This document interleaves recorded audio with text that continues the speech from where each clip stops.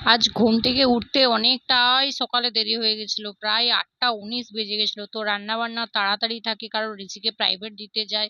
তো এখন তো সেই কারণে রান্না বান্নার খুবই তাড়াতাড়ি থাকে, মনে হয় রান্নাগুলো সেরে তারপরে দিতে যাবো, না হলে না এসে কোনো টাইমও হয় না কিছু না। ঋষি বসবে কিনা প্রাইভেটে সেটাও একটা চিন্তা থাকে। যতই হোক 2-3 দিন বসেছিল, কিন্তু যাই হোক তবুও তো একটা ভয় থাকে মা হয়ে, যে এই 2-3 দিন যাচ্ছে বসে থাকবে কিনা। তো hello everyone, welcome back to my channel Sunita Chandra. তো এই যে দেখো আমি রেডি হয়ে গেছি, ঋষিকে ডাকছিলাম সাত করাবার জন্য। এমনি ওর চান টান করিয়ে দিয়েছি, জামা কাপড়ও পরিয়ে দিয়েছি। তো চুলটা ছাড়াতে হতো, আর যাই দূর বাবা, ব্যাগটা আর কি কাঁধে দিতে হতো, এটাই জাস্ট করানোর ছিল, সেজন্য ডাকছিলাম। প্রাইভেটের টাইমও হয়ে গেছিল, তো সেজন্যই সেই কারণেই তাড়াতাড়ি রান্নাটা করে নেওয়া।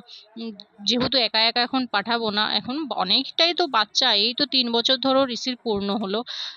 তো সেই কারণে প্রাইভেট ওর কি বলতো, মানে লিখতে চাইছে না ঘরে আ গুলো। তো সেই কারণেই প্রাইভেটে দেওয়া, না হলে কিন্তু আমার প্রাইভেটে দেওয়ার এখন মন একদমই ছিল না।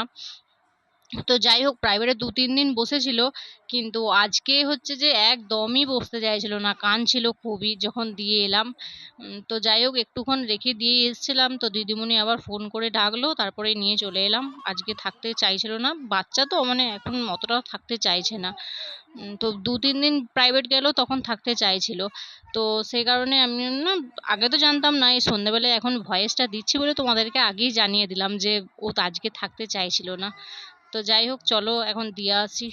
তো প্রাইভেটে দিতে যাবার আগে একটা বড় করে হাম্পি খেয়ে নিলাম, তোমাদিকেও টাটা করে দিল।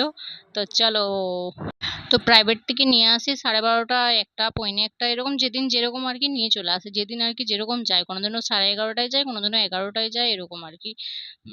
তো দিদিমণিটা যেহেতু অন্য জায়গায় একটা কাজ করে, সেহেতু একটু দেরি হয় আর কি।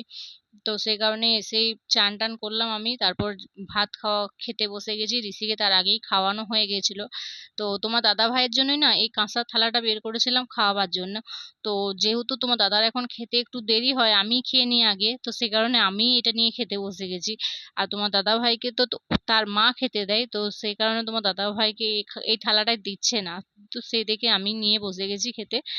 তো বিকেল বেলায় ঝাঁটফাট দেওয়া শুরু করে, আজকেও না অনেকগুলো কাচার ছিল, কিন্তু কাচার ভিজাতে ভুলে গেছি। আগের থেকে ভিজিয়ে রাখলে না একটু বেশ তাড়াতাড়ি ছেড়ে দেয় জিনিসগুলো, তো ভিজাতে যেহেতু ভুলে গেছি, তো আজকে আর কাচাকুচি করলাম না। আর করিনি, ভালোই হয়েছে, সন্ধ্যেবেলার দিকে বৃষ্টিও হয়েছিল, শুকাতেও না জিনিসগুলো, কালকে যেরকম কি সুন্দর শুকিয়ে গেছিল জিনিসগুলো। তো সন্ধ্যাবেলায় এই তো বেগনি ফেগনি করে নিয়েছি, দেখো এবার মুড়ি খাবো। তো বাঁকুড়া মানুষদের তো জানোই, সন্ধ্যেবেলায় চপ মুড়িটাই আসল টিফিন তাদের।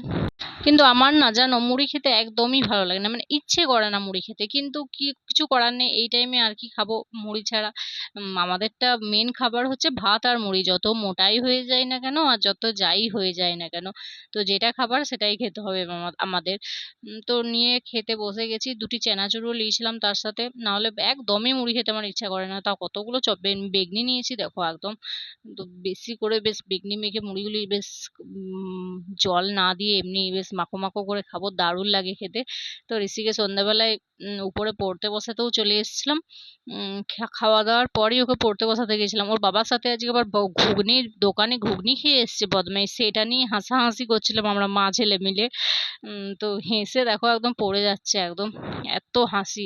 যেহেতু তোমাদেরকে বলছি এটাই যে ঘুগনি খেতে গেছিল, ওর বাবা দোকানে যেয়ে জিজ্ঞেস করেছিল ডিম সেদ্ধ খাবে না ঘুগনি খাবে, তো ও ঘুগনিটাই চুজ করেছে, যেহেতু ঝাল ঝালটাই ওর বেশি পছন্দ। ডিম সেদ্ধ, দুধ, ছানা আমার মতো কিছুই খেতে পারে না। তো সারাদিন এই করতে করতে আমার পেরিয়ে গেল।